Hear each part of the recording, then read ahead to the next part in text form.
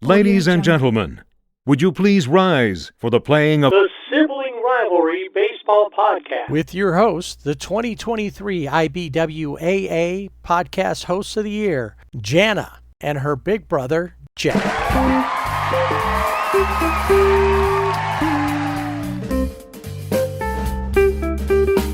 Sibling Rivalry Baseball Podcast, back in your ears, and maybe other people's ears. We kind of like to be like a rainstorm. You're standing out, a nice warm rainstorm during like a summertime rainstorm. Just stand out there and let it drench you in there and then feel warm and happy until the humidity comes again worse than it was, or something like that. Isn't it monsoon season in your area? Or it is. Yeah, we had a nice rainstorm yesterday. That was just in the afternoon. It gets cloudy and it just pours down rain. Sometimes it thunders, sometimes it doesn't, and it's really nice. I guess there's only two choices, right? It does. Or it doesn't. Yeah. All right. Well, we're happy to be back with you talking baseball. We're just a couple of amateurs who've spent a lifetime loving baseball. And with the advent of podcasts, we thought, what the heck? Yeah, let's jump on the bandwagon. Yeah, let's do it. Everybody else is doing it. Yes, we will jump off the cliff if all of our friends jump off the cliff. Although I don't have any friends that are podcasters. I don't either. Yeah, nobody I know podcast. Anyway, I do know people on social media, places like Twitter, where you can find us at Sibling Rivalry BB without the A. Also on Blue Sky, same handle. And on Facebook and Instagram at Sibling Rivalry BB with the A. Website is siblingrivalrybb.com. Check out the Fanatics link so you can get some cool gear. Whatever it is that you like is available for you there. All right, so big news just came out. At least the early ideas of what's supposed to happen here just came out. And I was surprised by your text that kind of clued me in to what was happening because I hadn't had a chance to look at anything. So why don't you share, what am I rambling on about now? So, as you know, ESPN has Sunday Night Baseball.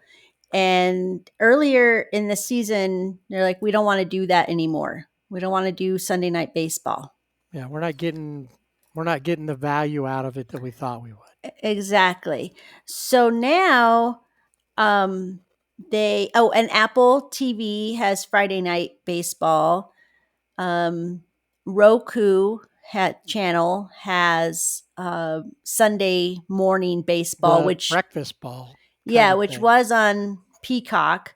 And then you can watch, like, if you have HBO Max, you can watch the TBS games there. They're not really a part of this, but I'm just trying to get, like, these are the different places you can watch all these things.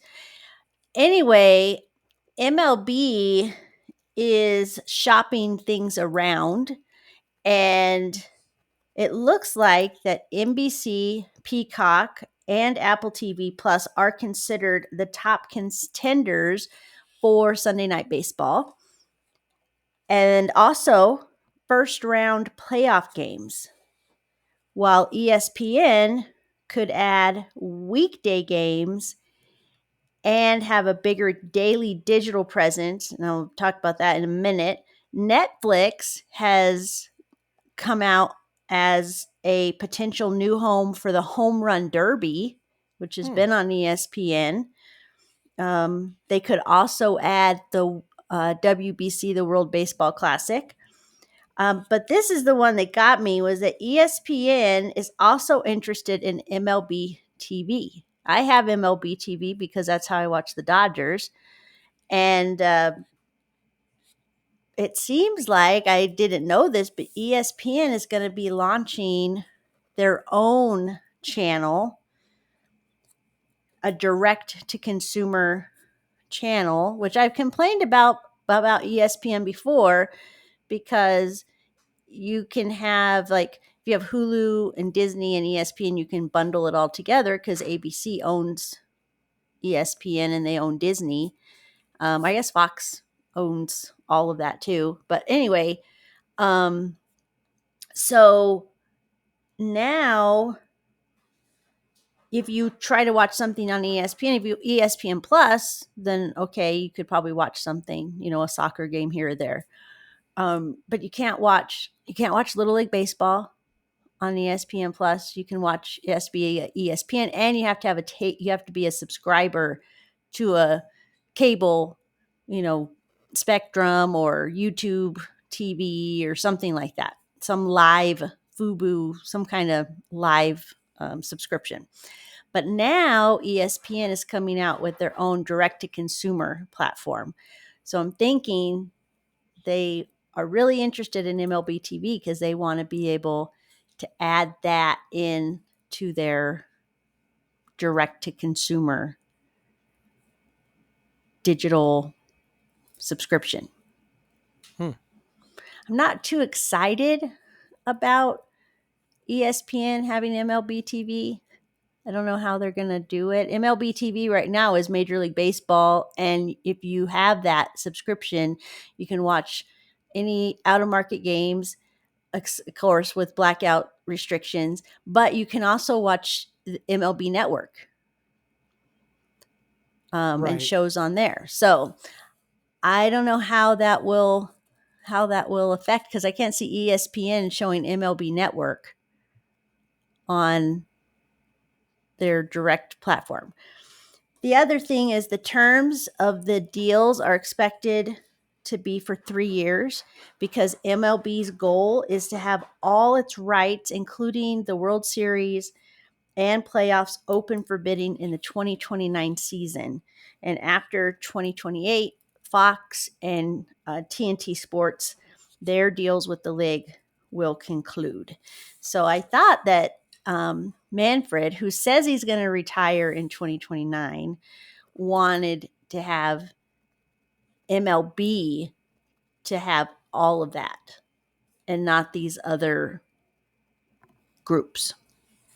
Well, maybe he's setting that up Mm, because a lot of the regional sports networks deals are all finishing up in 28 as right. well.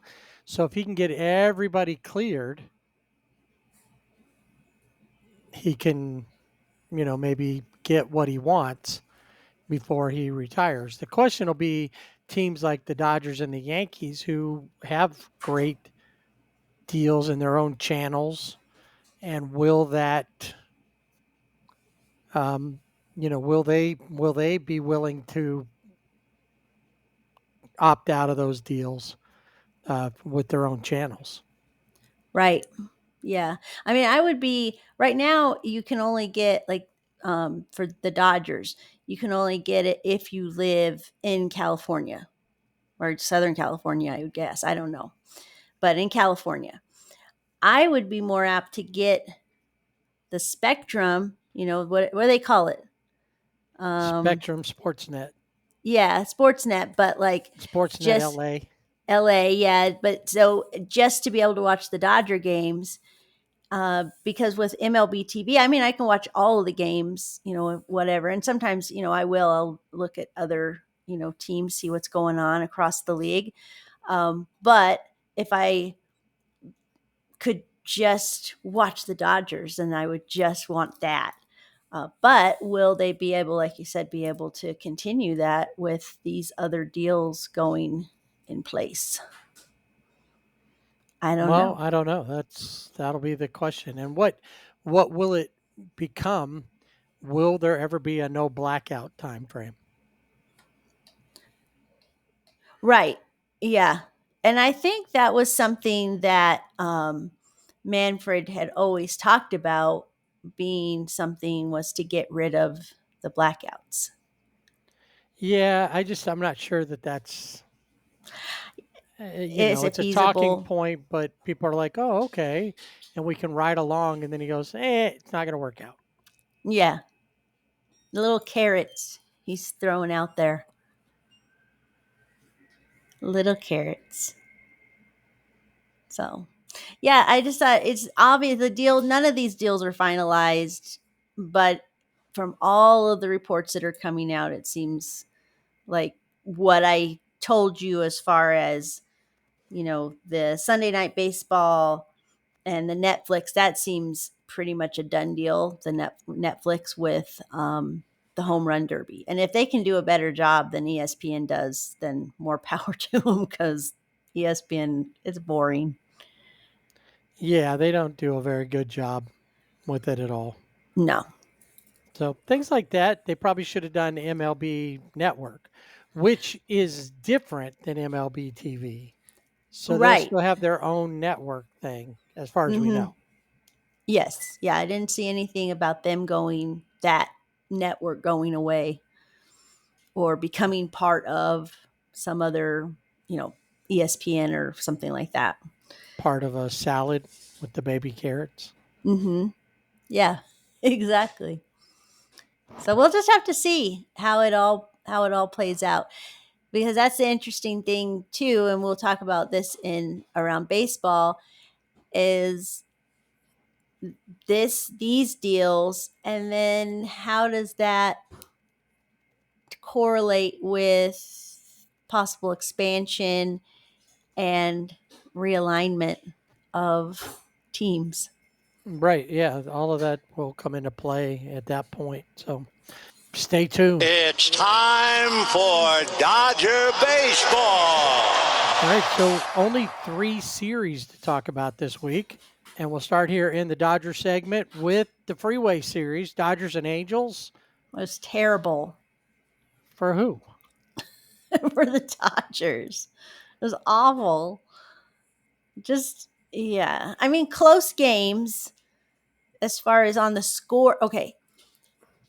The runs, they were like what, within one game was 3 runs, but for the most part, 1 run.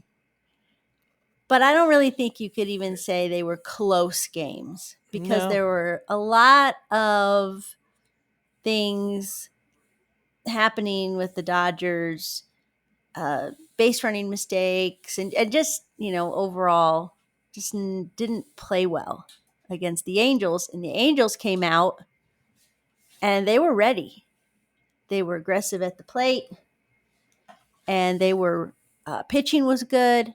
They were ready to go. And Right. I wonder,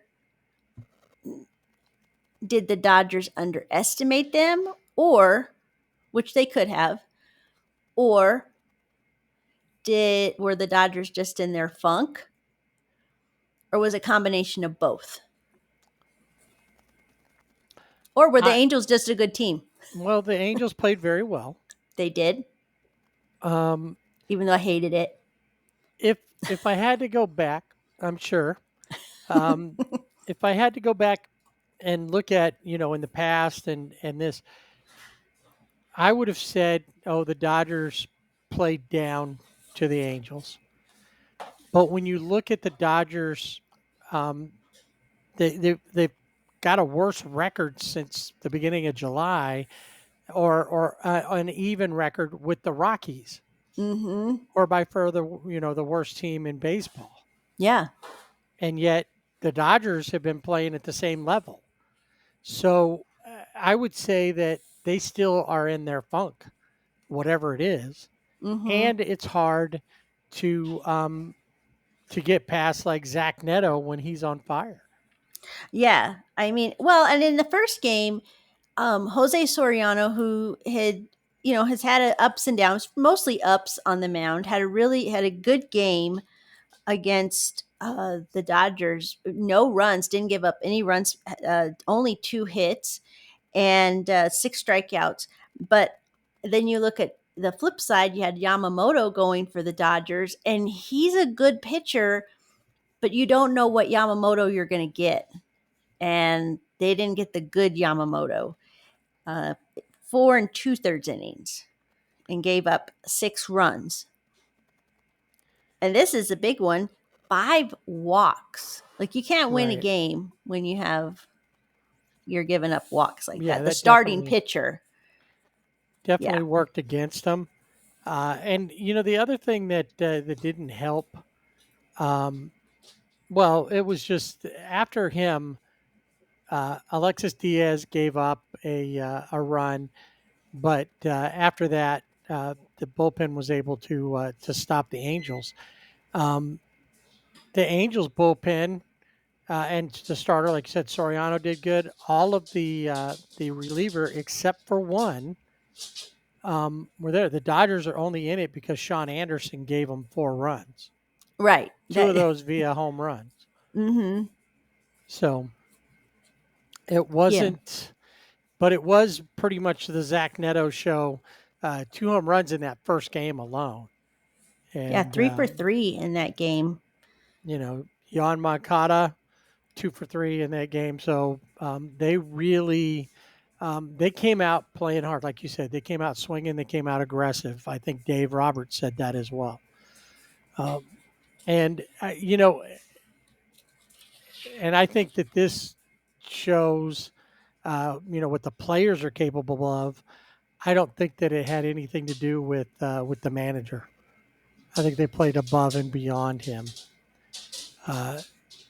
The next night out went to Zennings, and but the Angels jumped out to a quick 3-1 lead.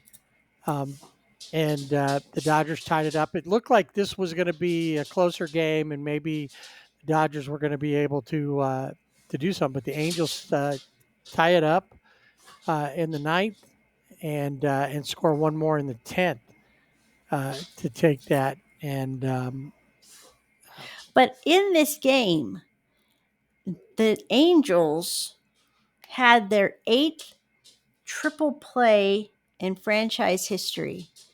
And Shohei Ohtani hit into that triple play, and he was stunned. He looked stunned. he was.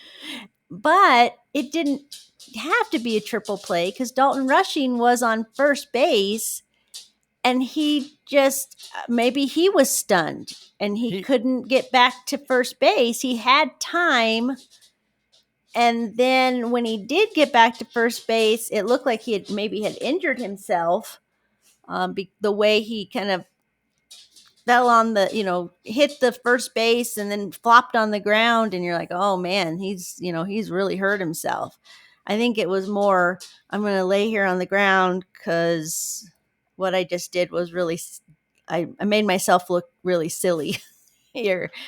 And if I just lay here, no one will see me. Maybe he thought he could be invisible, or maybe he thought the game was over. Maybe and he could, and he would just lay there, and everybody would go home. Yeah, he just didn't have any situational awareness in that game, or in that play. I'm going to say in the game, but in that play. And the thing is that you had Tyler Anderson was supposed to go in this game. He was supposed to pitch. He got scratched because of lower back tightness. And he had Medeiros, who just came in from Salt Lake City. I think had pitched like Sunday, and comes in, and overall, I mean, he limited the Dodgers, to 3 runs. Andrew Chafin came in and gave up 2 more runs, but it didn't really, after that, it was, Zephyr and Burke and Garcia and Detmers. They held the Dodgers scoreless. It was Kenley Jansen who gave up Shohei Ohtani's 43rd home run. And it looked like, okay, this is the thing that drives me crazy. And I know you've probably heard announcers do this, but the Dodger announcers seem to do this quite a bit. Eric Karros and I think Steven Nelson, was there. And Ohtani hits that home run. And I think at that point, it was 6-5. The Dodgers up 6-5. He says, and this, after he had hit into a triple play, and then he comes back up, hits this home run. And Eric Karros is like, he just hit the game-winning the game-winning run. And I thought, we still have some baseball to play.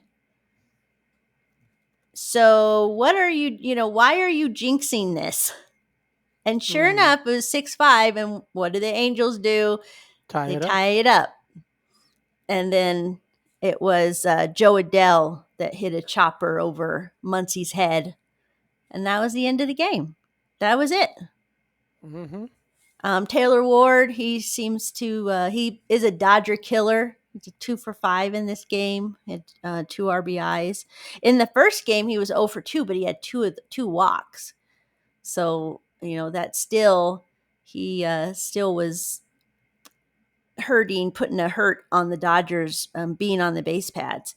So, yeah, I mean, it wasn't, I don't know. The Dodgers just, Dalton Rushing had a home run in this game, but as well, I don't know. There just was something off. And then how many walk-offs have the Angels? They seem to be in that situation quite a few times this season. Yeah, it does seem like that. I couldn't tell you the exact number, but it does seem like it's happened a lot.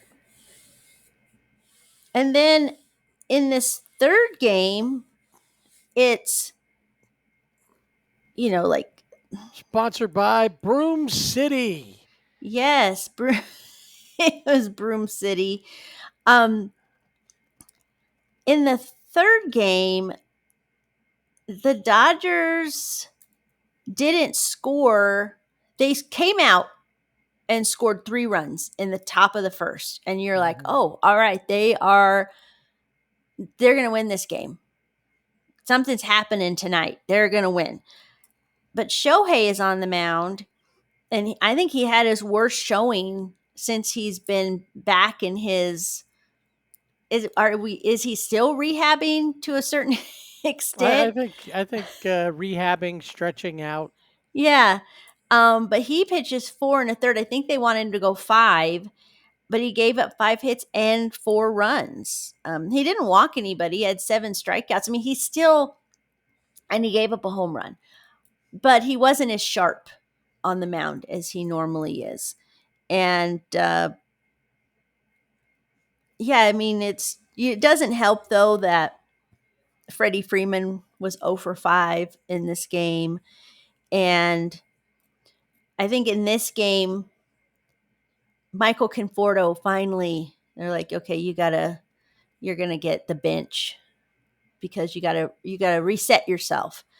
I don't know. The Dodgers, they scored, like I said, after the 4th, they didn't score. And Mookie Betts came out with this quote like, yeah, we were, I feel like we were competitive. We were, playing the game. We were keeping it close. We didn't go out there and lay an egg, but you didn't score after the 4th inning. And the Angels went on to score. They scored 2 in the 2nd, 2 in the 5th, and then 2 in the 8th.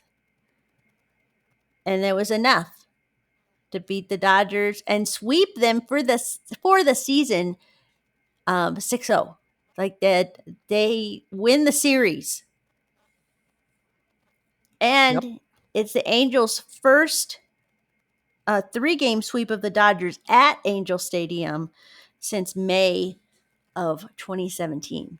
So 18 years ago. Right. Yeah, it's crazy. It's a long time. But the better team, they came out and played. You had, whatever it is with the Dodgers when these teams, the teams come out and play, they always play well against the Dodgers. There's something about that team that they just want to play well. I will say Zach Neto, I know I mentioned this to you, but his eye black that he's got, that it reminds me, it's one of the things I hate when I watch the college baseball college World Series, because they do the same thing in college ball, high school, I'm sure as well. I'm sure they're doing it in little league. But I'm like, that's a lot. Like, do you really need that much? No, you don't. No, but he's been doing it since he came up. And remember, he came almost straight out of college to, Yeah, that's true. He you didn't know, really make a stop at any minor league. not really. Not So, really. Not really. so yeah, the Angels were not to be trifled with this time around. Um, they came out, they played well. Taylor Ward and Zach Neto were definitely the Dodger killers in all this, and like I said, end up sweeping the season series. And any other time, it'd be shocking. Yeah, but not now. Nope, the way the Dodgers are playing, they're playing below 500.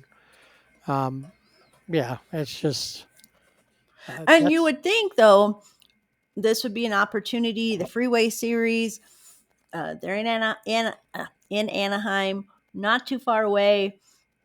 A chance to reset, maybe win some games. And they right. didn't do any of that. They looked just, well, as they should have been, defeated, because that's what they were. They were just like Freddie Freeman, over. Mm-hmm. Oh, and in that last game, the night before, and they do the interviews, and I said to Freddie Freeman, "Oh, hey, the Shohei's on the mound tomorrow," and he said, "Yeah, if he can go 9 innings and hit 7 home runs, we can win." And I think that's a really good. Maybe he didn't, jokingly said that, but I think that was a good insight into how the Dodgers are right now, right? Right. Like, it would take a miracle for us to win at this point. But would you be surprised if he'd have come out and hit 7 home runs? No, Maybe pitching 9 innings was a stretch, but not the 7 home runs. Yeah. you know, It seemed plausible. in basketball, there's things that happen where just take players like Michael Jordan. He didn't have this so much. LeBron James, some of the guys that are the top players, you'll see that other players stop and watch, Oh, yeah. and they end up having to carry everything. And it feels like that sometimes, especially like Shohei a couple times hitting home runs. And yeah, that should have been the winning run. It But should have your been. the bullpen couldn't, hold them down. And the No. Angels bullpen, with the exception of Kinley giving up that one run to push it to extra innings, to Zinnings, their bullpen was on top of it. Mm-hmm. So, as I predicted, the Dodgers were in second place at the end of this series. They were. They said you said it. They will go into their next series, which is an important series, in second place. So the Angels actually played. I mean, for all purposes, the Angels played a meaningful games against the Dodgers, because it means a lot to the Dodgers to have lost that. At this point, they don't have the best record anymore. They're in second place, so they're going to be a wild card team if they don't turn things around. Mm-hmm. And they're playing the team that head to head with the team that just swapped it with them and moved into the first place slot in the Padres. Dodgers go home up to 5 and start up on Friday versus the Dregs. And game 1 is Wandy Peralta against the Wizard. Yeah, and I don't think Clayton that you Kershaw. could have had a better pitcher on the mound to start this series than Clayton Kershaw. He was really, they needed him on the mound because I think he set the tone of the series in this first game. Yes, yes, he did. Going 6 innings, just giving up 1 run. Only struck out 3, but only walked 1, and definitely steady for the rest of the ride. Only Alex Vesia would give up another run for the 2 in the 3-2 win for the Dodgers. The Padres were supposed to send Michael King up there, which I think would have been a much better matchup, but ended up going with a bullpen game. It wasn't like the Dodgers took advantage of that. They just were able to squeak out 3 runs. Home run from Teoscar being one of those runs. Yeah, and if you look at the top of the lineup, all of them, Shohei, Mookie, Will Smith, Freddie, all over. Now, Betts had an RBI because he had a sac fly, and Otani had an RBI because he had a fielder's choice. But Smith, who had been great, hasn't been hitting. And then Freddie Freeman has had his ups and downs at the plate. And I don't know. We thought he figured it out after that whole Coldplay incident. He seemed to have figured it out, but maybe he's rethinking Short term. short-term memory. I don't know what's going on. Now, Michael Conforto, this was the thing, is he wasn't in the lineup on Wednesday in the Angels game.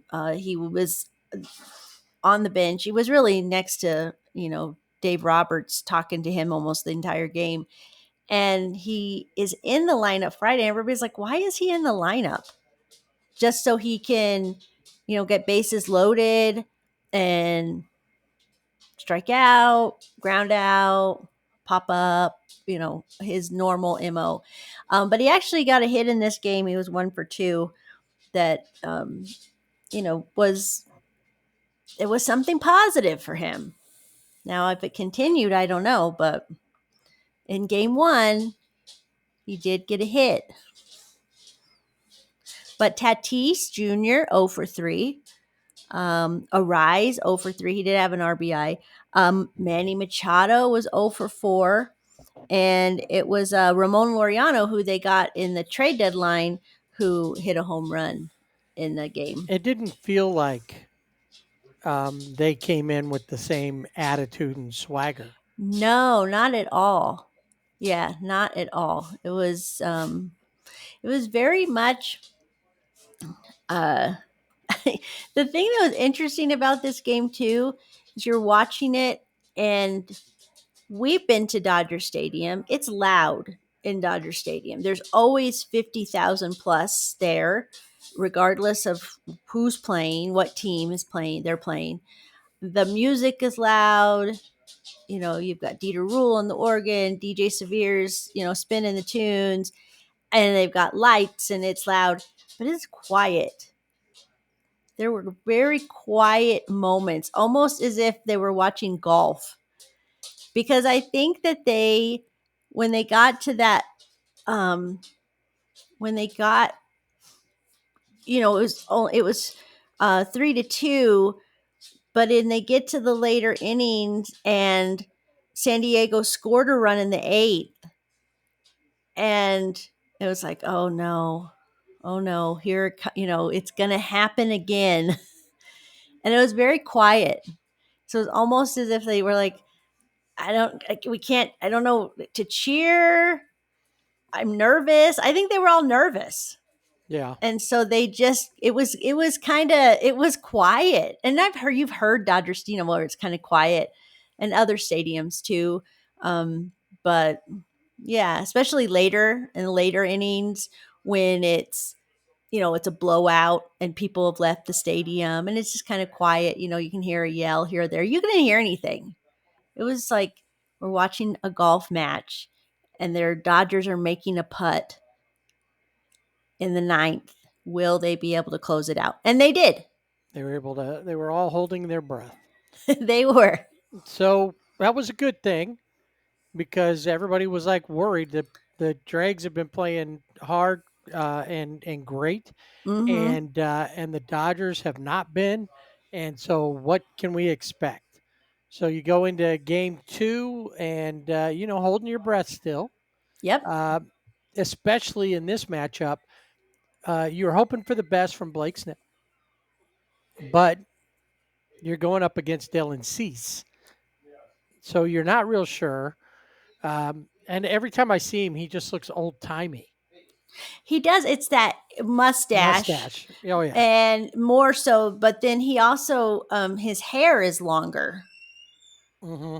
And so I think the combination of that is yeah, old timey pitcher. Yeah, he looks in the 1890s. You see those pictures, 80s and 90s of the 1800s, and Mm-hmm. he he would be. So yeah, that's so yeah. You were like, what's going to happen here? Well, uh, Blake Snell goes 6 innings, gives up 5 hits, no runs, and the bullpen didn't give up but 1 hit after he was gone, and that was Eduardo Enriquez, who the last time we talked about him, we weren't necessarily talking too good about him. Like, okay, he's young, he's coming up. They called him up. Maybe we should just send him back. Let him keep working. He needs to bake a little longer. Uh, but Dylan Cease, on the other hand, not a good game for him. No, not at all. I mean, he was struggled. He had 6 walks in this game and only 2 strikeouts, and he only went 3 1/3 innings. He Yeah, just did not have it, and that's the thing with Cease. You never know which when you see Dylan Cease, you're like, oh yeah, he's going to be tough. He wasn't tough on in this second game. kind of like Yoshi versus the Angels. Yeah, He wasn't very that much tough. so. So yeah, and then we didn't really, the Dodgers didn't really see any of the big arms of the out of the bullpen, and they walk away with a shutout, 6-0. So they've won the series. So that's a good thing. It's a good thing. And in this game, this 6-0 game, uh, Will Smith threw out 3 runners, so that were trying to steal second in 2 innings. He was like laser focused. And you think, okay, the first time, I mean, he got him. Then they do it the second time. You think, why would you do it the third time? But they did. And they were Well, out it's every a time. fluke. That's right. Yeah, he was not to be messed with. So we go to the final game. Not sure what's going on. This also be brought to you by Broom City? Well, I don't think anybody felt like that was a for sure thing Mm-mm. because the Padres are a good team, whether we want to admit it or not. And Yeah. the one thing that I can tell you, Tatis never got hit. A couple pitches came close, Yeah, but but they pitch him inside because that's his, well, yeah, when you, get back him that's, off the plate. mm-hmm. So he never got hit. The Dregs send Yu Darvish to the hill to take on Tyler Glass now, and the Dodgers really need to get these starters to go a little farther, Mm-hmm. little longer, Yes. um, and they also need to figure out how to get these relievers to go a little bit longer because they've used a lot of relievers, even if it was for a short. Tyler Glass now goes 5, gives up 2 runs on 6 hits, does strike out 8. But Anthony Banda comes in for 1 out. Right. Ben Kasparius comes in for 2 outs. Mm-hmm. While they pitched well overall, um, Alexis Diaz should be DFA'd. Him and his 7.8 ERA. Yeah. Well, Although I think it's down from 10. I So think, yeah, I think he has lowered it. I think in this game too, you had Alex Vesia, who's been struggling. He had been a guy that had a crazy number of scoreless innings, just 50 plus or, something like that. And he comes in and you just don't know what you're going to get with Alex Vesia these days. But he comes in and pitches a 1 2/3 innings, and he didn't give up any hits. He didn't give up any runs. He got himself out of jams. And that was really good to see him doing that. And I think even if it made a lot of Dodger fans nervous, me included, it was something that he needed. And he's, adrenaline when he pitches. It doesn't matter, the situation he comes off that mound. And I think, too, being able to do that against a team like the Padres was a big deal. So going into the ninth, it's 4-4, all tied Mm-hmm. up. So this is the kind of games we thought we would see. Some scoring, whether a lot of scoring or that, but tight games is what. Yeah. And Alex Vesia gets out of the situation that he was in the eighth, and he goes in and he tells Dave Roberts, if we have a lead, I want the ninth. And Dave said, okay. Because, All right. like you said, while Dodger fans were like, what? He had to go with him and he trusted him, and it worked out for him. He did get the lead thanks to a go-ahead home run by Mookie Betts, which was awesome Yes. to see Mookie contributing there as well, and off of the top reliever for the Dregs, Robert Suarez. Yeah, it was funny because, Mookie had come out and said, my season's done. I just got to play for, help the team. I got to play for the team. And in his interview at the end, he said, I finally did something good for the team. And that was that go ahead home run. So the Brooms are out at the Ravine, and the Dregs go home back in second place. And all we can do as they go home is hope that the Giants don't let the Dregs smack them around like they did the last time they played them. Yeah, the previous just earlier in the month. Yeah. So that was the thing. Now we do know that that the Dodgers have they're going to Colorado, and then they got to play the Dregs again in San Diego. Mm-hmm. So, and it's not a place they can't win. They've done it many times before. Right. But it's a tough place to play. And the question will be, once they leave Colorado, will the Rockies sneak up on them like the Angels did? I mean, they're only playing the same. They're playing at the same, winning percentage as the Rockies. Well, and I would say too. I mean, you look at the schedule, and you're like, oh, the Rockies, they'll sweep the Rockies. They'll have good games. But now, I think we said the same thing about the Angels. Right. That's what I mean. And we thought they would play better against the Brewers. Right. But you think, well, I don't know. I'm not so sure about, the Rockies. And the Rockies had, I think going into this series, that they're playing with the Dodgers, they've been on their own little winning streak, like, right. 4 in a row or something like that. So, I think if the Rockies pitching isn't as bad as it is, they would probably be doing better because they've been able to hit the ball. They've been mashing. Yeah. And they have some good young players. I think really it comes down to pitching and their, I guess, centerpiece for pitching, Kyle Freeland and hometown guy. So 4 games set with the Rocks.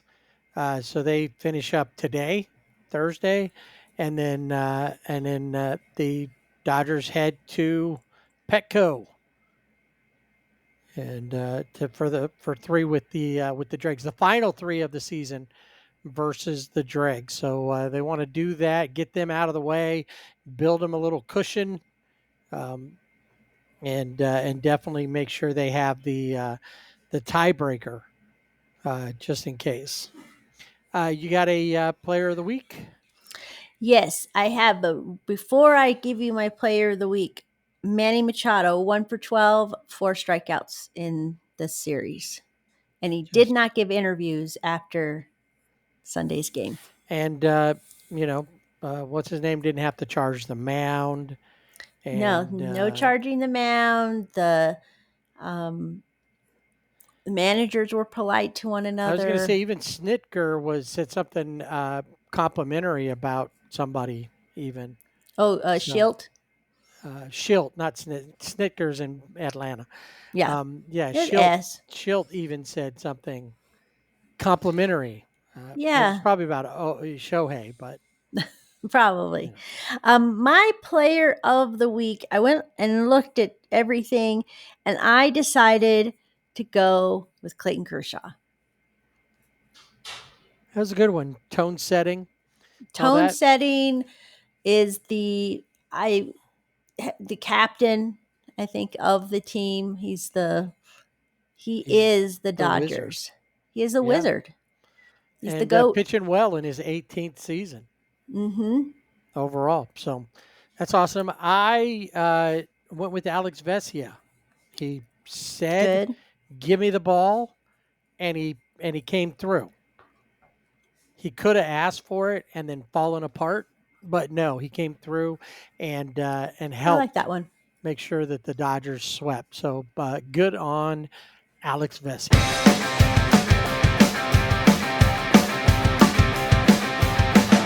Okay, so what do you do after you sweep the Dodgers?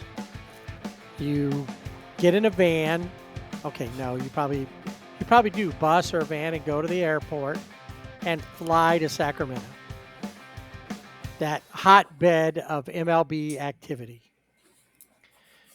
Where the other day, what's his name? Who's Kotze? Mark Kotze is the manager of the A's. Got thrown out of a game. And he had to, it's like the walk of shame. He had to walk from the A's dugout down the left field line to get out of the stadium. It's not like he could just turn around and walk back into, had to go all the way out to left field to go to the clubhouse. And he's just walking. Then he even started running a little bit. So it's like, I would have just drugged my feet, But anyway. Yeah, take your time. It's, it doesn't look like I would like to go see a game there, but, and it seems like a nice place. You can kind of see the bridge crosses over the river into Sacramento, into downtown. I've been across that bridge a few times. So what do? You go up there. The A's are behind you in the standings, and they play kind of like you do. Some days they're really on it, and some days they're not. Depends on what a couple of their rookies are doing. But you figure that really pumps you up. So you go into Sacramento ready to take the A's apart, just like you did the Dodgers. Yeah, you're ready to do it. So the very first game out, what happens? Zach Neto, still fired up, hits a home run, goes 1 for 4 in the very first game, and the Angels lose 10-3. They just couldn't. Keep it together. Yusei Kikuchi on the mound gives up 4 runs on 5 hits, and he has a 1-to-1 strikeout to walk ratio in this. Gave up 2 home runs, and some guy named Jack Perkins was able to go 5, strike out 7 total Angels as they struck out 13 total times in the game. and everybody. Kikuchi gave up 4. Brogdon gave up 2. Carson Fulmer gave up another 4. And the Angels just fell apart. I guess it was a letdown playing the A's after playing the Dodgers, I guess. Yeah, they're like, really? We have to play these guys? But they also ran into Nick Kurtz, he's got to be Rookie of the Year for the American League. I don't think there's anybody else. He was 3 for 5. He had 3 RBIs, had a home run. Then the A's have their number 5 prospect playing with them in Sacramento, Colby Thomas. But they call him Crank. 3 for 3, 3 RBIs, and a home run. So Yep. those 2 guys were buzzsaw for the Angels. Yeah. He Shea Langoliers and we said Nick Kurtz in there along with Colby Crank Thomas with home runs in the game. So yeah, so it's like, okay, little letdown after, because they beat the Dodgers, had a day off, Right? and they go up there. So that day off, they must have got too much. And I gotta say, as great as Zach Neto's been, I'm starting to see something with Zach Neto that I'm not liking. Ego. Yes. I saw that too. I think it's part of I know he wears I can't I can't get over this eye black. I know he's been doing it for a long, long time. But I think the more he puts on, the bigger his ego gets. What if he comes out and like it's just covered his whole like cheeks down past like his mouth? Maybe he could do it all the way around onto there so it even looks like he has a beard. Yeah. That's Yeah, I mean, it's fine that he's been doing it since he was in college. I know. And so you're like, okay, I got it. And the kids like it, so it's fine. Yeah. And he's still a kid. Uh-huh. But he just, I appreciate it. What's his name? Dan Plesac on MLB Network said, "You're the best." He told him flat out, "You're the best shortstop in baseball." He is definitely establishing himself. Yeah. But he still makes wild throws. And people say, "Oh, what a great throw by," but look and see where Nolan Ryan Shanuel is. Right. He's Where is way he? stretched out in different directions. Mhm. And luckily that great throw was only because there was a great catch on the other end. Right. Well, and I also saw, just to go, that's ego. It's Players Weekend this past weekend, and he had a whole photo shoot. Yeah. And it was like, okay. Can you walk through the door? Your head is a little big. Yeah, I noticed the way that he's doing that, and it's like, I'm just, it's fine. He's got to be confident. Yeah, But you come got to on, have some swagger. What are you going to do when you fall apart at some point? Yeah. Ask Mookie, what it's like to not be at the level that you want to be. Anyway, Yeah. So not a great series with the A's. Next night they drop it 7-2. Zetto again, 2 for 5. So he's having a great week. He's having a great week. Tyler Anderson is on the mound this time, but not having a great not inning. having a good time on the mound. 5 walks, only 1 strikeout. Gave up 4 runs in the game. Crank Thomas back at it with a 2-run home run in this game. So they head to the finale on Sunday, A's and Angels, and they played it tight. The Angels were able to score 3 in the first inning. The A's come back with 1. Was the 5th when they were able to score a couple of more. The A's in the meantime in the 3rd and the 6th would in the sixth, they would actually tie it up. So we're going 5-5, and we head into Zennings. And this is where the wheels came off the bus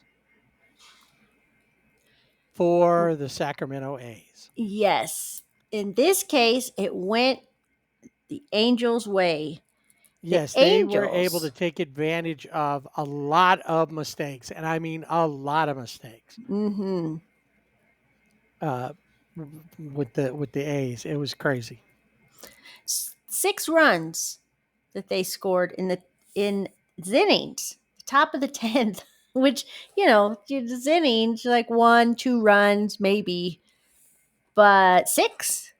So because it's innings, Mike Trout made the last out of the ninth. He's on second. Taylor Ward gets a walk. Trout moved to third because of a pass ball. Joe Adell, who's been crazy on fire, singles. So Trout scores. Taylor Ward moves to second base. They remove the runners up with Logan O'Hoppe. Christian Moore with a fielder's choice. That scores Taylor Ward. Joe Adell to third base, and Christian Moore gets to first base. Luis Rengifo, triple. And that pretty much clears the bases, stands there. And then a guy that I want to bring up before we finish up, Bryce Teodosio. Oh yeah, he's good.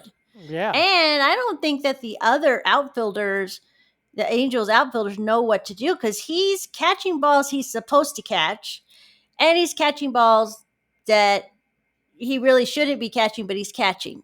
Right. So he comes up and with a sacrifice fly gets Rengifo in, which brings up Zach Ego Neto, who homers and 6. And they actually had a chance to score more because Shanuel and Trout would both walk before Taylor Ward would line out to deep center field. And that would be the end of it for them. They're able to, Jose Fermin comes in and drops the A's in order. Fly ball, pop fly, with 3 fly balls essentially. A foul pop and then 2 fly balls. And that was it. They end up avoiding the sweep, which is interesting. If they had been swept, it would have been exactly the opposite of what the Dodgers did. The Dodgers got swept and then swept. Right. The Angels swept and then almost got swept. Almost. So before we get to, the Angels, like I said, they play the A's, and then this week, Cincinnati at home, and then they've got the Cubs. And my question will be with the Cubs, will they see Kyle Tucker, who's been benched? Yeah, that's a big story, I think, because, and he rightfully so, he should be benched. He's not running out. It ground out. He grounded into, to first, but didn't run it out. Just So walked back to the dugout probably- and got booed by the Cubs fans, which he He's should have probably been. thinking, I needed to go to Milwaukee. Why did I sign here? Why He did got I traded. come? Yeah, he got traded, but I think Makes me wonder if he's going to come back. Is there don't something know. going on there? Maybe. I got something about Craig Counsell coming up in Around Baseball, his manager. So we'll look at that. Yeah. Okay, so Bryce Teodosio. Yes. You're right. He is a great defender. And he's fast on the yeah. base pads. He is, but he's got to get on base. He's Right. not hitting great, but he is fast, and he is great out on the he's not doing that bad, 270, but his batting 270, but he just, The one thing that I need him to stop doing is in that game versus the A's, that last one, he was sliding for everything. Every catch is got to be some kind of big, maybe he's trying to get on the same level as Zach Neto so he can have a big ego too. But it's like, Maybe. hey, dude, you're great. But that time you didn't need to come in and make that slide. He is going to go and make a sliding catch, and he's going to tear up his knee, or he's going to twist something up, and he's going to be out. And who knows what will happen after that. So that's the one thing. He's exciting to watch, even if he's not trying to make every play. It's like whatchamacallit in League of Their Own when Gina Davis, when Dottie Hinson goes and they've just told him that they needed to do stuff to get people excited, and she Right. does the splits to catch the Yeah. ball. Oh, yes. He's kind of getting in that where everything's got to be a circus play. No, you just got to play them. Sometimes it's going to happen, but every Sometimes play you need to doesn't have to slide. be. Yeah. but Sometimes you need to dive. Right. You don't have to do it every time. Exactly. All right. Do you have a player of the week? I don't know who else I could have gone with, so I went with Zach Neto. Yeah. There's really Zach Ego. Ego. Nego. Zeto. Went with Zeto. Zago. I don't know. Zago. Zigo. Anyway, yep, that's who Yeah. I was. That's who I was looking at as well. But I went ahead and went with Joe Adele, who had a Nice. great week as well, Mm-hmm. including a home run and a double in a 3-for-5 day in that last game. And he's back up again.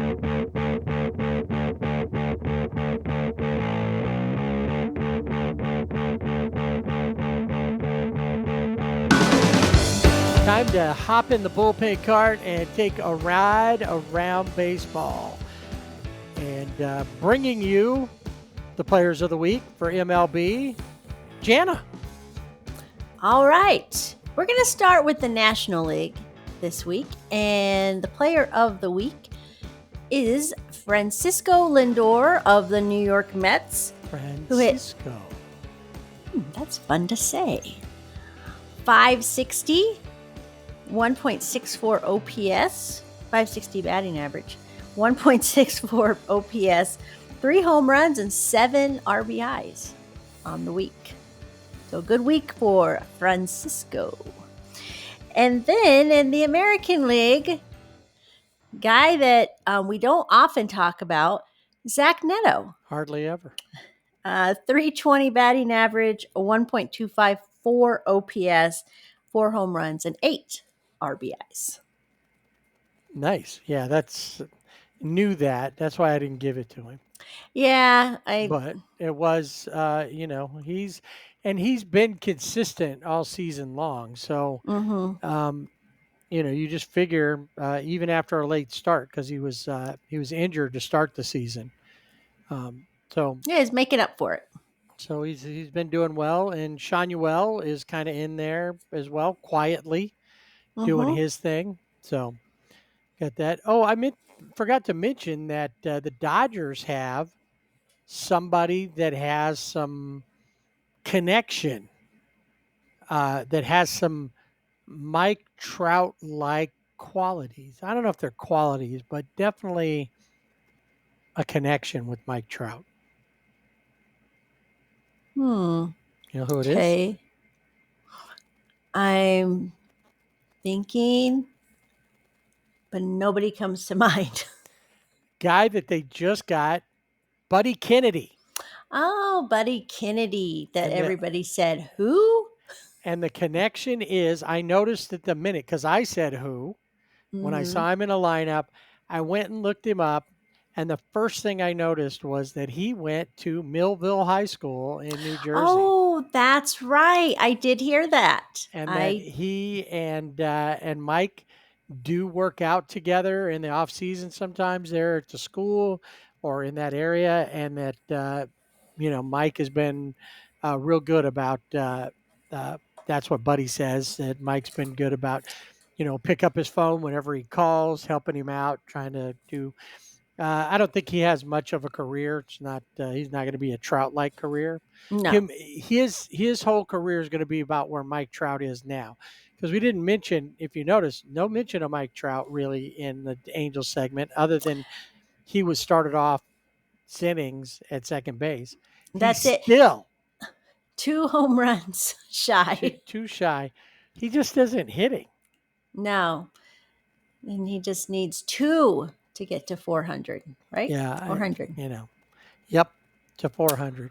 And I Yeah. didn't look. I was going to take a look and see how many at bats it's been since his last home run, or how many games at least since his last home run. But even in that, he walked twice in that last game versus the A's, but no hits.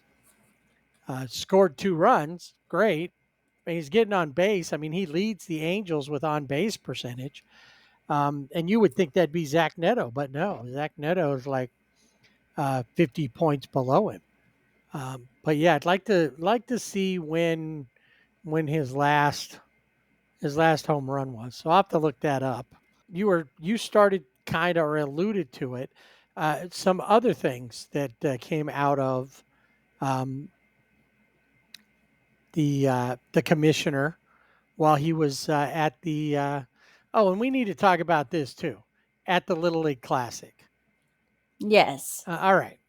So just because we hadn't talked about it on the podcast, back in like 2016, when they were still talking about all the things that baseball needs to do to get more of an audience, once again, they're always thinking out of the box, because we're more traditionalist.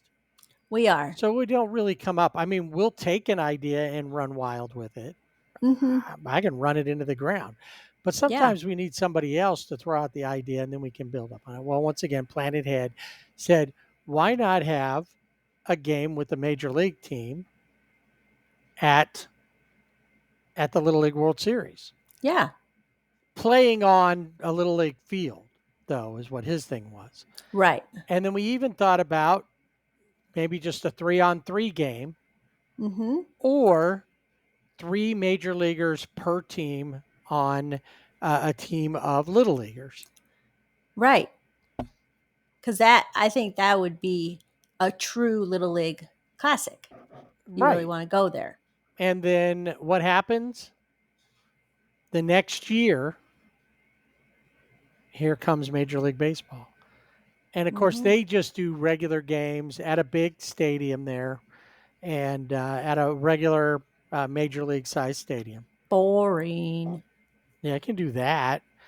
It's terrible when you go to the game and then it's not a good game. Yeah. The Mets had their way with the Mariners. When They the did. Angels played a couple of years ago, I think versus the Guardians, the Angels got thumped. Yeah. What fun is that? You want a competitive game? Yeah, you want a close, good game. I will say, never get credit. And I will say that people are not as upset about the Little League Classic as they were really. Oh, no, don't mess with my NASCAR, apparently. But don't talk about NASCAR racetracks, because they're sacred, apparently, and you can't talk about it. Yeah. But I will say that in the Little League Little League Classic, one of my favorite things was the interviews with with the Little Leaguers. And one of them, and we have said this for many years, Juan Soto is overrated. Uh-huh. Now, there also was a story about Shohei Ohtani that a kid said that he got a ball, home run or something, and he went and asked him, at a later date, maybe it was his friend, to sign this ball, and Shohei gave him the side eye. So I don't know. So after that, he said, I don't like him. Not sure. We'd have to do some more digging into that story. I could see how that could be. Yeah, If that was the case. But they had a lot of fun. They had a toilet seat, an actual toilet seat that Cal Raleigh signed. Big dumper.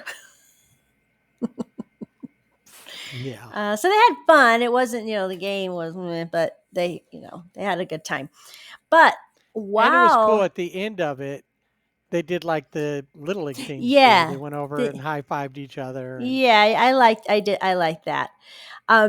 During the game, they interviewed Rob Manfred, and he talked about, and we've heard about this, expansion teams. The last time the MLB expanded was in 1998 with the Arizona Diamondbacks and the Tampa Bay Rays. And the two strongest cities that are for a potential expansion at this point is Nashville. We've heard Nashville for a long time, the Nashville Stars, and Salt Lake City is emerging as... which you never really heard Salt Lake City. Never heard. It was always Portland, and Portland, I think, is still there. Raleigh, North Carolina. But Salt Lake City is emerging as a favorite. And I don't know if it's, they have an NBA team there. They have the Jazz, but they now have an NHL team. So I don't know if that maybe has risen, their stock is rising in that. The Jazz have been there for years, even though they got the wrong name for Salt Lake. I don't know what you would call them, though. I don't. Yeah. Well, the NHL team, right now, they're called the Mammoths, but they're being sued by a sports company that is the Mammoths, Mammoth like bags or something like that. So they're being sued, which I'm like, they can't be the Mammoths anyway. And then, the Jazz, obviously, but they came, they were in New Orleans and then, which made sense. But then they just were like, yeah, we're too lazy. We'll just call them the Jazz. Now in Salt Lake City, though, it's not the jazz music, it's the jazz hands. That's what that would be. I'm not really sure I needed to know that. I don't know. That's like that's like the Progressive commercial when they're doing the Superman thing, and it's like, not all heroes wear capes. No, some of us wear tummy capes. Tummy capes. Yeah, that's exactly. That's kind of what you just said. And now I'm going to say, don't ever say that out loud again. Maybe the show will get sued by Salt Lake City. Ooh, maybe saying they're jazz hands. They're jazz hands. And then, the AAA team for the Angels are there, the Salt Lake, the Bees, which makes sense. The Bees. Right. But so there's 32 teams, that's the goal. And those are the potential expansion markets, the two favorites. Manfred wants the location of the two teams picked by the time he retires in 2029. He keeps saying that. I don't know if he's going to or not. But it will have to follow the Rays, and the Athletics have to be in their stadiums, their new stadiums. Yeah, wherever that is. Wherever that is, right. But then he also said with this expansion that there could be a geographic realignment. And there's two that came out. One is from the Athletic, and this is what really brought this to everybody's attention. Yeah. Not the expansion. Everybody's been looking at that. Salt Lake, Portland, Raleigh, Nashville, or wherever. I think at one point you would have even said Vegas, but now that Right. the A's are there or going there, that took them out of the Yeah, that's not play. a But surprise. That's like, yeah, okay, we've heard this. But the whatever. But geographic realignment, and a lot of it has to do with, I think, playoffs, the postseason, because if you have two teams and they're playing on the West Coast, it's too late for the East Coast. If they're playing on the East Coast, it's too early for the West Coast. I don't know. It's baseball. I'm going to be there. I don't care what time it is. If it's your team that's playing, yeah, you're gonna be excited about it. You're gonna be excited. So this, how it would work out with geographic realignment, but he did say, you'd have more, those East Coast teams or those, how the West. So in The Athletic, there was an article, and this was proposed by this writer, and he said the AL West would be the A's, the Angels, Salt Lake City or Portland, and then Seattle. And the AL East would be Baltimore, Boston Red Sox, and the Boston Red Sox, Baltimore, the Red Sox, the Blue Jays, and the Yankees. And then in the AL South, the Rockies. Now you're listening, the AL. So teams could move. Right. League change. Rockies, Astros, Royals, and the Texas Rangers. The American League North would be the White Sox, the Guardians, the Tigers, and the Twins. In the NL West, you'd have Arizona, the Dodgers, the Padres, and San Francisco. In the East, you'd have the Mets, the Phillies, the Pirates, and the Nationals. And in the North, you would have the Cubs, the Reds, the Brewers, and the Cardinals. And in the South, the Braves, the Marlins, Tampa, and then Nashville or Raleigh, whichever is the expansion team. Mm-hmm. So, I mean, for the most part, in this scenario, you don't have a lot of movement as far as American League to National League, other than the Rockies would be in that American League South, which kind of is odd, but I guess they're kind of low, just up there in Colorado. So they get, in there. Then then you kind of take away the potential for a decent rivalry between Colorado and Salt Lake. Right. Because they would be in the AL West and they'd be in the AL South. Yeah. Then MLB or Fox on MLB came out with this one. The National League Northwest, Seattle, Portland, if they are the city, the expansion city, San Francisco, and the A's. The National League Southwest, the Dodgers, the Angels, the Padres, and the Diamondbacks. Mm-hmm. In the NL Central, Colorado, Kansas City, Texas, and the Astros. The American League Great Lakes, Twins, Blue Jays, Brewers, and Detroit. National League Midwest, the Cubs, the White Sox, the Cardinals, and the Reds. In the American League Mid-Atlantic, Cleveland Pirates, Cleveland, the Pirates, not Cleveland Pirates. Cleveland, the Pittsburgh Pirates, Baltimore, and the Mets. The Nats, sorry, not the Mets. In the American League Northeast, the Yankees and the Mets, the Phillies, and the Red Sox. And then in the Southeast, American League Southeast, Raleigh, if they're expansion team. I guess you could also put Nashville if they were the expansion team. The Braves, Tampa Bay, and the Marlins. So a lot of crossing over. A lot of crossing over in this one. And I don't know that I like any of it. I just, why are we messing with this? Well, when I first started watching baseball, there were two leagues, and Yeah, that was it. that's it. You won the league, you went to the World Series. And then they Mm-hmm. split it up, which has been for the most, was two leagues. I Right. mean, two divisions per league, East and the West, which the West was always kind of weird because um, you had in the West, you had, the regulars, you had San Francisco, LA, San Diego, and then you had Cincinnati and Atlanta. Right. That never made sense.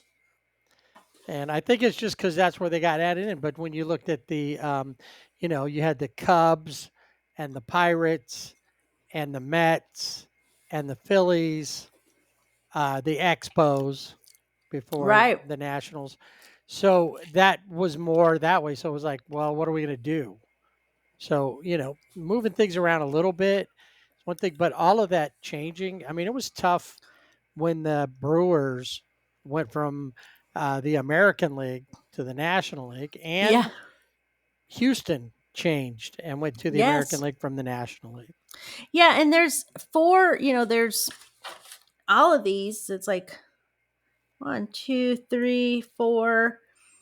Well, in this first one, there's, 4 American League, 4 National League. And this other one, there's 4. Yeah, it's 4 and 4, but for some reason, it just seems off to me. I mean, obviously it's off because it doesn't look right, but how are they going to play? Like now you play every team. So you're still traveling, and you would play the teams in your division more, so I could see, that side of the travel, but you're still traveling. You're still having to go to Boston or to Well, and wherever. he mentioned that his example was the Angels versus the Red Sox. Right. And it's like, okay, I get it. You're on the extreme, edges on both coasts. Mm-hmm. But it's always at some point, unless these teams are only going to play the other teams that are regionally close. So the and if you're going to do interleague, so your West Coast teams are playing the Midwest. But what about the Midwest teams? Are they going to play both Yeah. because they're more central? How's it going to work? And then maybe you take away with two more teams, if you're still going to do 162 games, maybe you take away a series. So instead of like a National League teams, you play all the National League teams a home and an away. Well, maybe Mm-hmm. they change it to like it is now, where you only play your teams, and maybe they alternate, like when they first started in an interleague play. The American League West is playing the National League East. And then next year they'll play the National League Central, and then they'll play the National League West. And all of them rotated through like that. So you play one series against one team, just like they do for the interleague. And you alternate. One year it's at your house, one year at their house. And then you play, maybe you play another division more times, as well as the division versus your own division, and maybe extra games versus the other league division that's in the same area. The NL West playing the AL West, more games than just one series or two series. I don't know. Yeah. Makes my head hurt. Yeah. Mm. Yeah. I think for a lot of people too is like in this one scenario, American League Northeast, where you have the Yankees and the Mets in the same division, or the Dodgers and the Angels in the same division. I don't know that people will go for that or want that. No, I don't There think they needs to want it. be a I've seen separation. it There's before, but yeah. American League and National League. That's it's like expansion is fine. I don't have a problem with expansion because we've been talking about it for a while.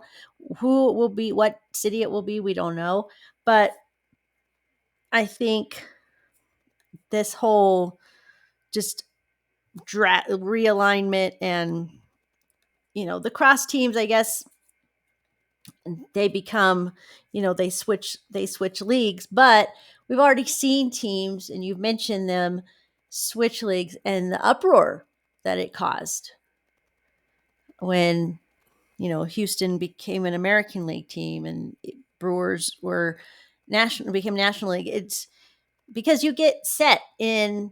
I mean, now not so much, I guess, because everybody has a designated hitter, but before, when you're younger, and however many years since they've had it seems like they've always had the DH for both, but we know that's not true. But that's what I liked about, the American League has the DH and the National League doesn't. So there was, it was a difference. And then when they played against each other, you're always like, well, who's going to be DHing for the National League team? How are they going to work that out? Because you didn't want to just take somebody off the bench that wasn't hitting well, throw them in there. So I don't know if we'll see this. I think there's a lot of ideas that Manfred has, but we'll see if it will be Manfreded. Well, no doubt. Yeah. So, I don't have high hopes. well, what I can tell you is that more players means we're going to need more wheel.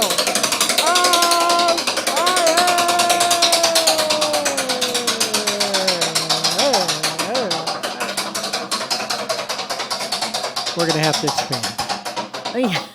We will. We'll have to buy more wheels. On the wheel of Felix Batista of the Baltimore Orioles. I don't know what I was saying there. He underwent surgery to repair a torn labrum and a torn rotator cuff. So he is out for at least a year. Wow. Didn't he just come back? Yeah, he's been on and off the wheel, and now he is pretty much he's on the wheel. Back on there. On the wheel. Elvis Peguero. Is that right? Yeah. Yeah. Oh, I said it right. Of the White Sox, he is on the 15-day IL with a right elbow strain. Tyler Stevenson, the catcher for the Reds, is out with a thumb injury. Kyle Stowers of Miami, who was he last week's National League? He was the player of the week or a couple of weeks. Yeah. Left oblique strain. Ooh. And we know it's from the left. It's from the left. To the left, to the left. My obliques hurt on the left. I don't know what song that is. I've heard it somewhere. I don't know. It sounds like the like they play at weddings, to the left, and then you do it, go to the left, and then to the right, I don't know that. I've just heard that somewhere. So yeah, it sounds like that, and then you're supposed to go like cha cha cha. I don't know. Anyway, it's like a line dance type of thing. That didn't sound like what I was doing. No, I'll have to figure that out. I don't know. I know we're gonna have to. No, it's Beyonce. Oh, to the left, in the box, to the left. Yeah, got it now. My side hurts on the left. Yes, got it now. Okay, I was way off. Bleak. Yeah, I didn't know either. I don't know why that popped in my head.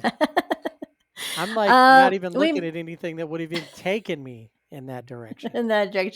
Michael King of the Padres, as you mentioned, he was supposed to face the Dodgers on that first game, and he is on the DL with a knee injury.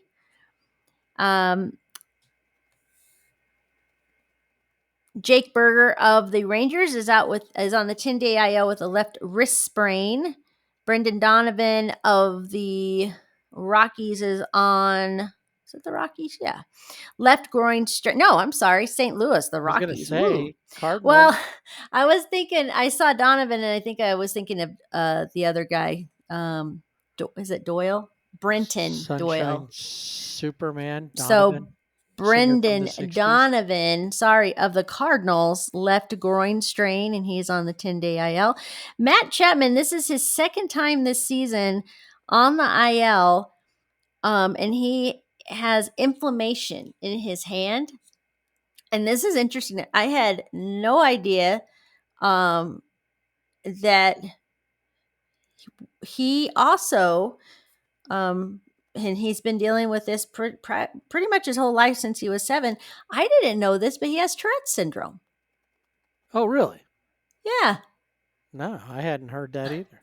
No, and I guess people who know this, if you watch him, there's little like ticks that he does, with his glove or so. Yeah, I didn't know that, but so I could see like a bad call and he just can't control it and he says something and the umpire's, "What'd you call me?" Yeah, I think he's pretty much got that under control. He's been dealing with it for a long time, but I just thought I'd never heard of that. Huh. That's not why he's on the wheel. It's his hand. And then to wrap up the wheel, 15-day IL for Phillies pitcher Zach Wheeler, who underwent a thrombolysis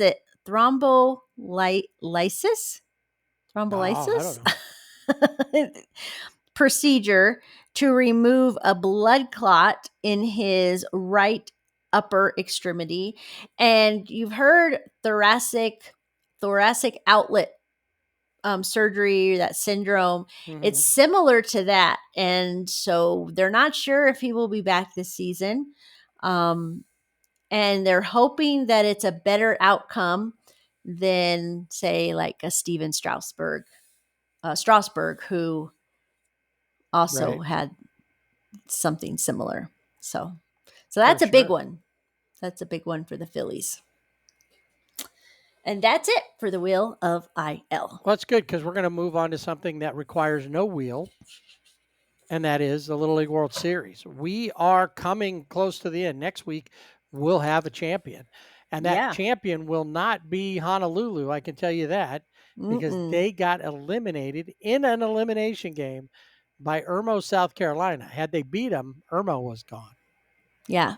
But no, Honolulu gets blanked 3-0. And then Bonnie Lake, Washington, probably wishing they'd never showed up. They got thumped 9-0 to be eliminated from the series. And then yesterday, on Wednesday, Vegas eliminated by Fairfield, Connecticut, and Irmo able to pull out a win 7-6 over the Sioux Falls, South Dakota team. And they will be, both these teams will be hanging around. I think Vegas, I'm trying to look at the thing about the Irmo game, South Carolina versus the South Dakota. South Carolina was down 6-1. Yes. And comes in extra innings, they won it 7-6. That is what's great about baseball, is that you never know the outcome. I mean, I guess sometimes you think, well, this is how it's going to be. They're going to lose it. And they rally, they come back, and that's what they did. What a great game. Yeah, absolutely. So the team representing the Metro section there, which was, who was it? Fairfield, Connecticut. That's right, Fairfield. They have moved on. They're going to be in the championship game, so they're just waiting on an opponent, which should all be figured out by tomorrow. When you have Vegas taking on Irmo, and then the winner of that game will go to play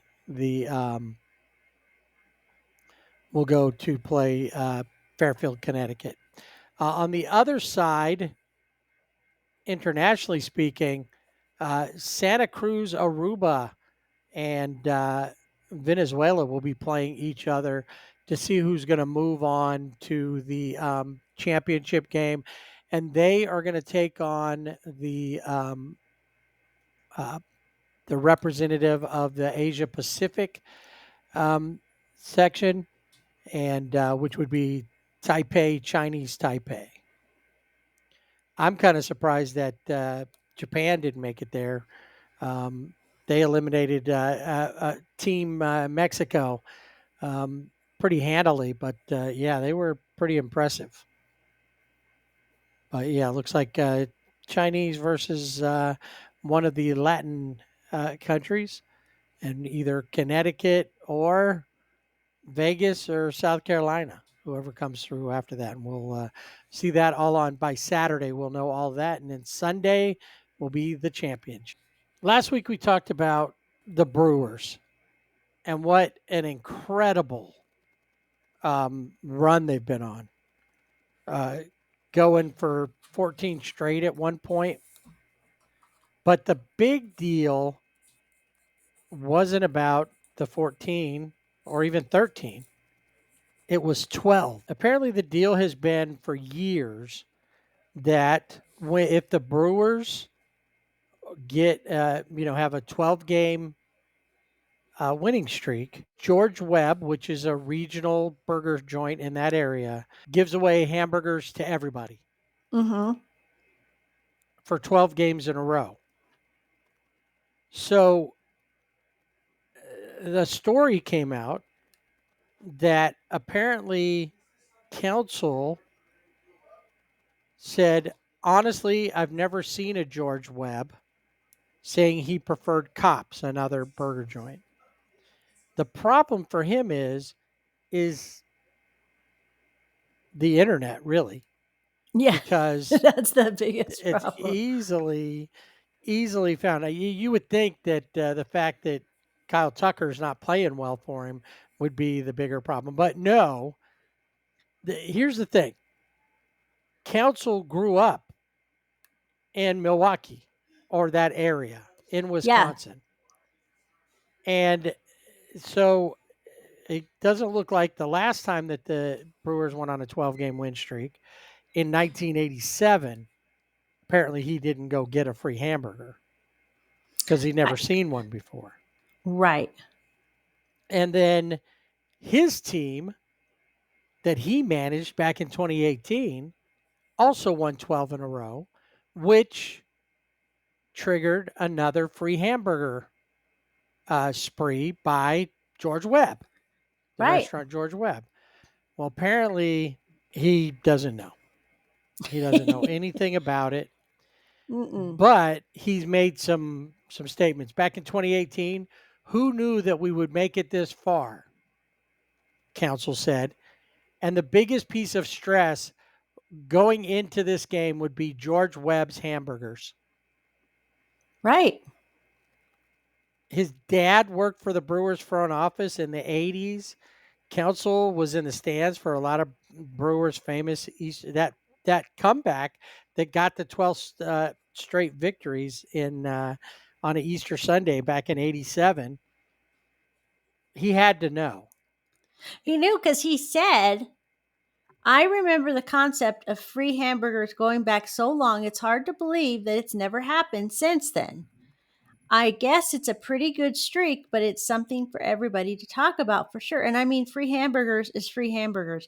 I know you all will be there. Yeah. All right, Craig. Talk about sour grapes. The team that he was there for and left to go to Chicago is at this point having a much better year. But why would you lie about hamburgers? I don't know. That doesn't make any sense either. It's silly. He is one of those guys. Not a Craig Council fan ever. Have never been. like I said, he just always looks constipated to me. Maybe he is. I don't know. But that seems like a really silly thing to, I don't, free hamburgers. Man, Who's George Webb? George Webb? I've never even seen a George Webb. What are you What do talking? He I grew know up in about it? Wisconsin. Like In the he grew Milwaukee up in that area. Right, because his dad worked for the And he I just probably don't drove get right by him. Yeah, I mean, how many are there around? I don't know, but I don't know, but they're regional of that area. There are probably quite a few of them. yeah. But he doesn't like them. He likes the other place, Kooks or whatever it was. Yeah, So, but that whatever. He's just that's crazy. hamburgers There's for everybody but Craig Counsell. Well, you can order online and pick it up. And they say they're open 23 hours, 59 minutes, 7 days a week, including Sunday. Nice. Yeah. So What happens if you go in that minute? I don't know. And you need it right then. You can't wait more than 30 seconds. Yeah. I have to make a trip up to Milwaukee just to get a George Webb and make sure we tag if he is on social media, Craig Counsell. Well, we'll tag the Cubs and hashtag. The Cubs, yes. Yes. What would George Webb do if the Brewers go to the World Series and win? What if?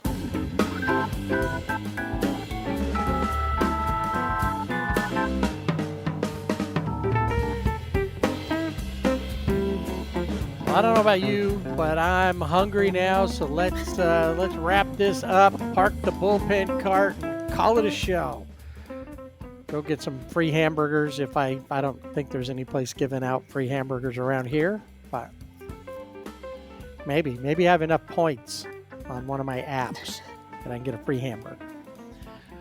All right. And if you know of any place in Southern California or the greater Albuquerque area that gives away free hamburgers, especially to Down on Their Luck podcast host that everybody hates, or all NASCAR fans hate. Just all NASCAR fans. I don't think, yeah. I don't know. Maybe. I don't. But if you know somebody, get to us on our social media.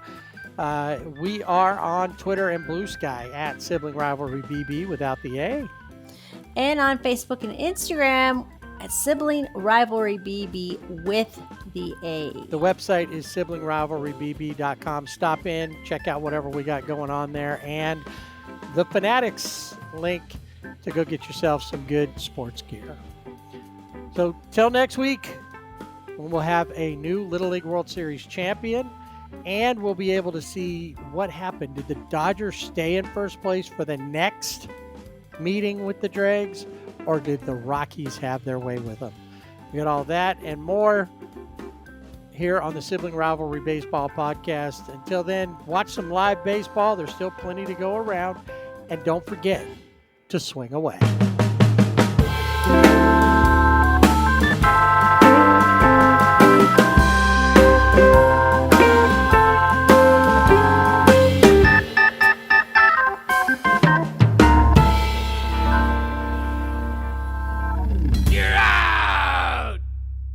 And do you just go in and get a free hamburger?